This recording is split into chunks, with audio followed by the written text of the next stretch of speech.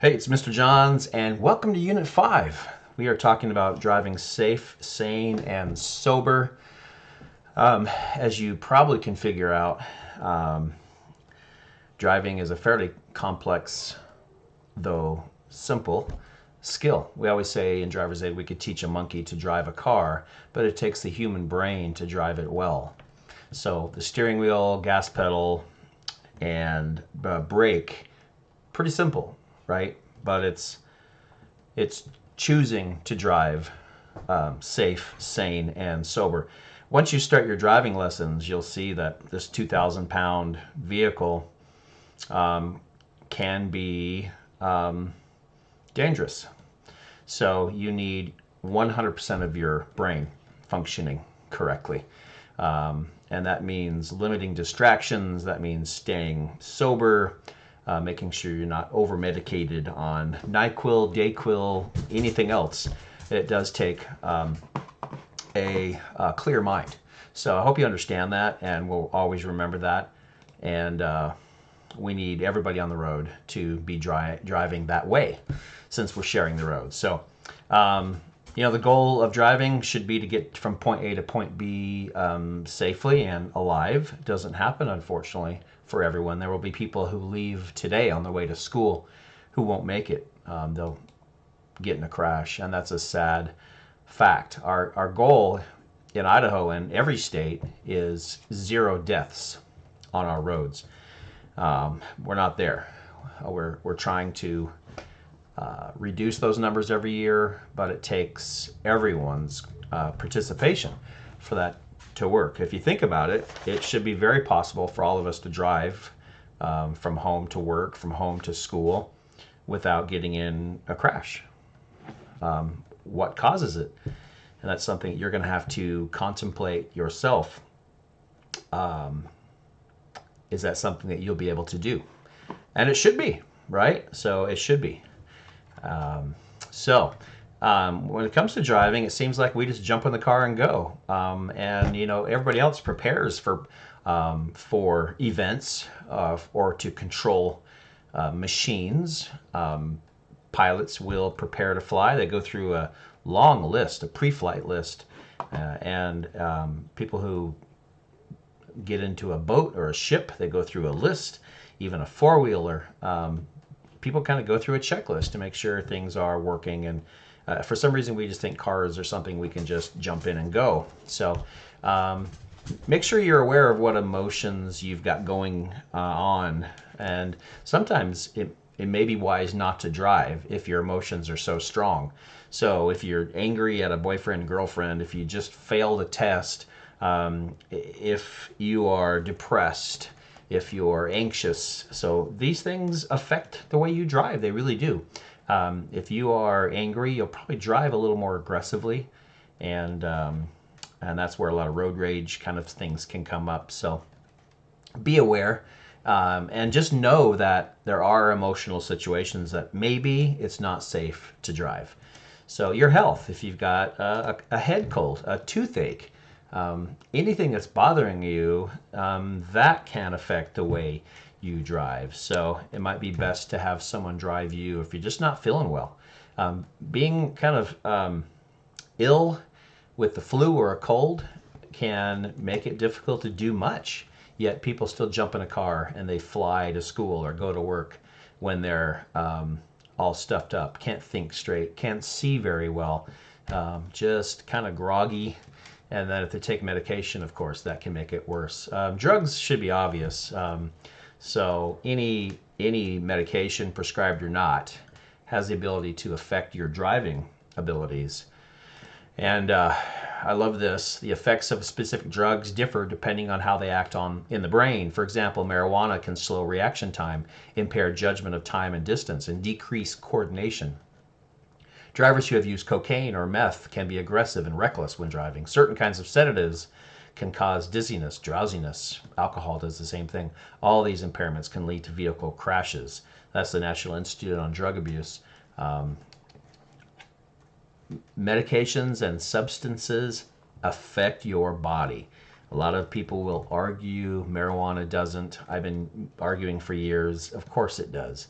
It's a hallucinogen. It's a impairing substance. Obviously, people wouldn't use it if it didn't, but it does not match with safe driving. So drugs can affect and alcohol can affect your vision, and this could be kind of what the road looks like. It's kind of an example, but I believe fairly accurate. This goes back to the marijuana thing. The fact at the bottom of this slide, NHTSA reports that smoking marijuana and driving increases your chances of crashing by 25%. So that's NHTSA, that's our National Highway Traffic Safety Administration. They are seeing 1/4 increase in chances of crashing if the driver has been smoking, is stoned or high. And would you want to drive with a stoned driver, with someone who's been smoking marijuana? I should hope not. How big of a problem is alcohol in driving? 29 people in America die every day because of drunk driving. That's 1 every 50 minutes. That's a lot. 10,000 deaths a year are caused by drunk driving. And however, the good news is drunk driving fatalities are dropping. I don't know why that is. Maybe we've switched as a society and we're using different drugs now. I don't think it's because all of a sudden we decided to be healthy. I do think after years and years and years of the don't drink and drive campaigns, we hear it, we teach it, we talk about it. It's probably become less okay, less accepted. So, but 10,000 deaths is still way too many per year. And those people that are drinking and driving hit us. They don't always just die themselves by hitting a tree or something. So it's a problem for all of us. So legal limits, the things you need to know, and this is on the test and the quiz. 0.02% is the legal limit for someone under the age of 21. Why do we allow 0.02? That's because some mouthwashes, cold medicines have a little bit of alcohol in them, and they can bump you up to not quite that high, but can put a little bit in your blood. So it allows for that without being impaired. So just know that the law is 0.02 for under 21, and it's 0.08% for adults, 21 or older. So anything over than 0.08 is we classify as DUI, driving under the influence. And so what that means, maybe a beer or two, depending on the person. Could be 3, could be 4, depending on the person. It's not a lot. That'll put you over the limit. So how do you get rid of alcohol in the body? 10% of alcohol leaves your body through breath, urine, and sweat. And the rest of it goes through your liver, which is why people die from liver diseases who are alcoholics and using alcohol excessively. Time is the only thing that can reduce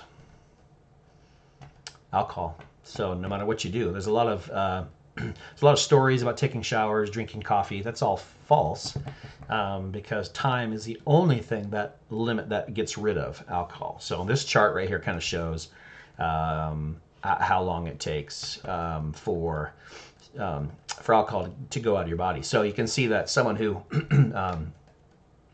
is drinking, and after 1 hour, their BAC might be 0.065, and then how slowly it drops. After 5 hours, there's still alcohol in the system at 0.005. Now, that's not a DUI level, but if you start off at 0.08, which it takes 5 hours to get all the way down to 0.05. So that's why you'll hear stories about people having a hangover, still being a little drunk the next day, because there's still alcohol in the system. So between men and women, it's different.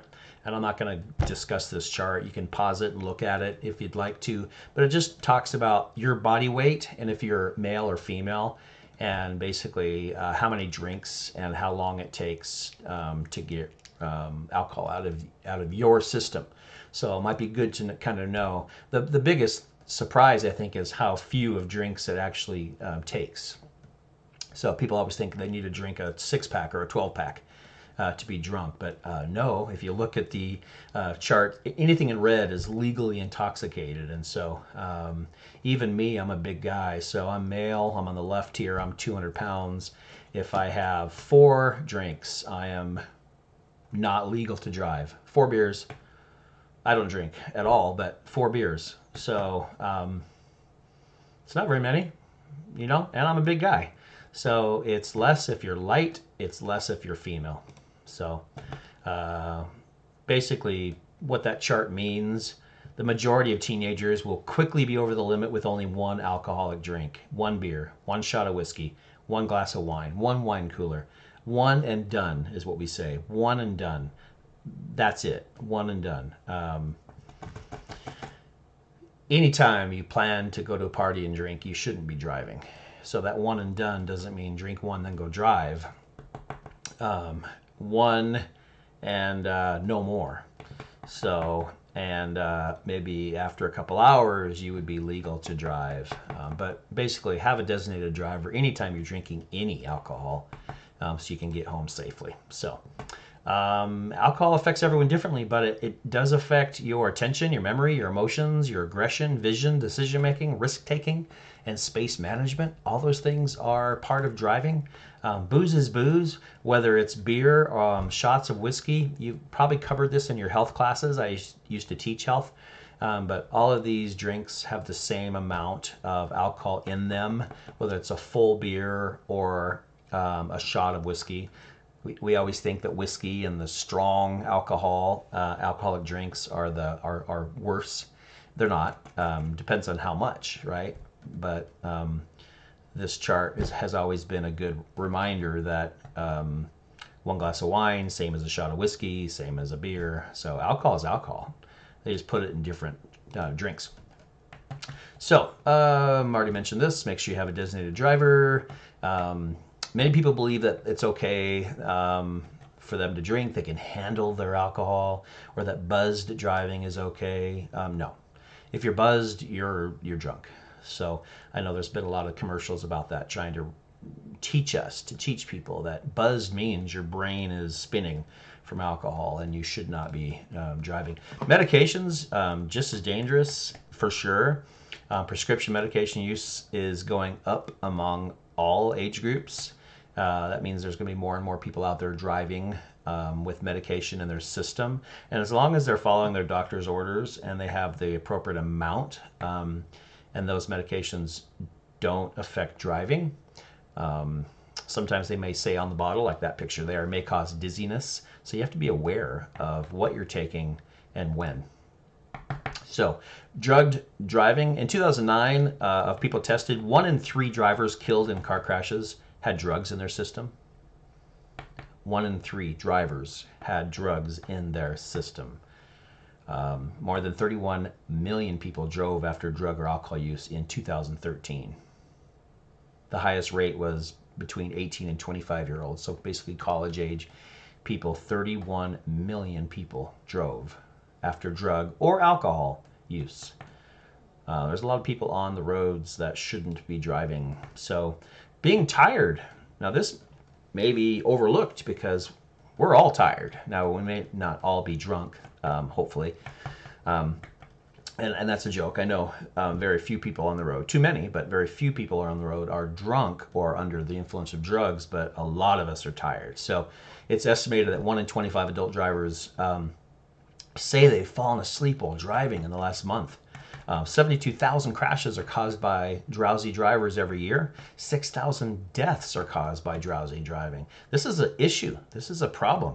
So be aware of that. And if you're too tired to drive, don't drive. Have someone else get you there.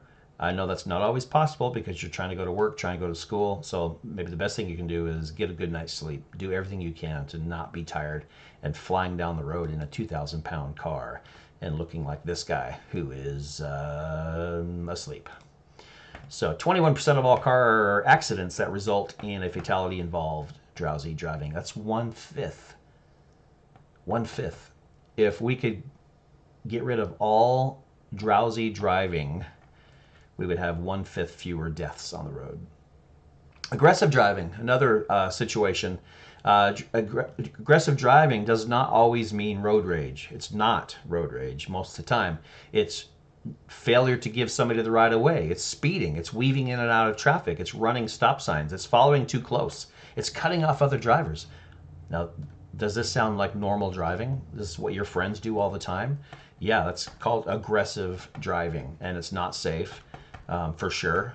They may think they're being funny or cool, or I don't know what they're trying to do, but 52% of all Idaho crashes happen every year because of aggressive driving, causing over 70 people to die.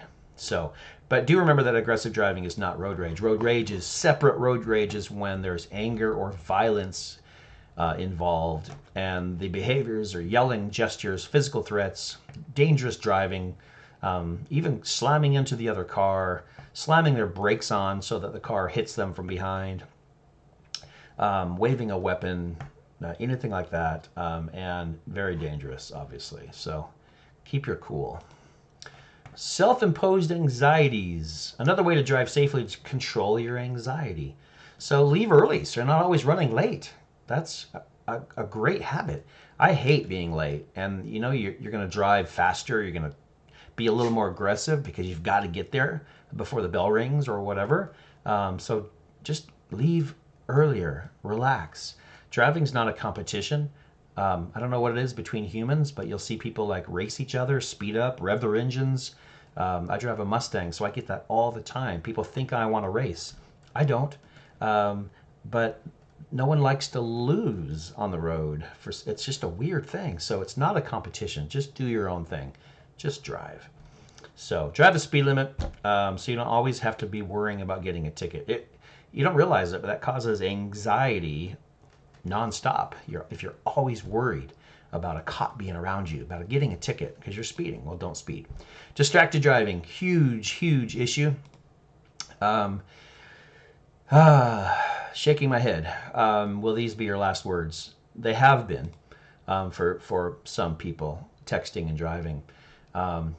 When cars were invented, people were distracted by a lot of things still. So this is not a new thing just because of cell phones. But in 1913, when windshield wipers came out, people said they were too distracting. They just could not drive with that going on. In the 1930s, radios, distracting. 1950s, fast food, distracting. 1980s, cell phones, dialing and driving, distracting. Music in cars. Now we have all kinds of gauges, buttons, dials, monitors.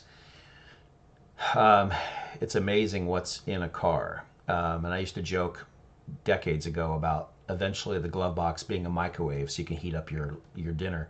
And now I've seen some cars that actually have that. So we are doing everything in a car except for driving. And we have to get back to the purpose of a car is to drive. You can do everything else later. So most drivers, especially young drivers, think they can handle all those distractions. I'm sorry, but you're wrong. Most people can't handle all those distractions, let alone a young driver with less practice and experience. Divided attention. Many things can be done with divided attention. You do it all the time, but you can't do it safely while you're driving. So we always talk about multitasking, and lately experts are showing that that's actually not possible to multitask well. So you can do a bunch of things at the same time at an average level. You might think you can do it. I have a lot of students who say, oh, I can text so fast while I do this and this and that. I can do my homework, listen to music. I get it, right? But you're not doing it while you're in a 2,000-pound car with all these things going around, people running red lights and stop signs and speed limit changes. And fine, if you can multitask, you think you can multitask in class or at home, awesome. Nothing wrong with that, but not while you're driving. So distractions in America cause more than 40,000 deaths. 40,000. Over 3 million are injured because of this. So it's a huge deal. Distracted driving is a fourth of the problem. And guess what? Those under the age of 20, most likely to be distracted. Those in their 20s, most likely to use their cell phones. So it's not you. So you guys are most likely to be distracted by stuff, people, noise, everything. 20s, so college level, cell phones. Those between the ages of 30 and 49, most likely to be eating while driving. Those over the age of 50 are most likely to be distracted by things outside of the car. It overwhelms them sometimes how much is going on outside the car. So your job as a good driver is just to avoid distraction when you can and limit distraction when you can't. How do you do that? Limit the number of friends you allow in your car, especially your first year of driving. So I know the graduated driver licensing law in Idaho only allows one non-relative for the first 6 months of having your license. So that basically means one friend for the first 6 months. People say, well, how does a cop know? Well, don't worry about that. Just follow the law. I mean, that is a law. You can only have one friend for 6 months. That helps you be less distracted. And you might want to even go further and just do a year, or maybe just 2 friends as your rule. So you don't have a car packed full of 8 friends. A, there's not enough seatbelts. B, too much noise, too much distraction. Keep the volume of your music down enough so you can hear outside your car. Ambulance, police cars, screeching brakes, things like that. So adjust everything before you drive, and don't look at your phone. And it's becoming, as more and more cities are changing their laws, Idaho is just looking at a statewide ban on, and maybe by the time this is posted, that will be a ban. So make sure you know what the recent law is. But I believe eventually, if not already, it'll just be against the law to use a phone, period, while you're driving. So you can set up music before you go, hit play, shuffle your music, and just go. You can't use it at a stoplight. You can't. Those days are over. You just have to drive. It's just too distracting. So just drive, just drive, just drive. That's what you should be doing, is just driving. So that's all. If you have any questions, shoot me an email, text, or phone call, excuse me, and I'll be happy to get back with you. Thanks. Bye.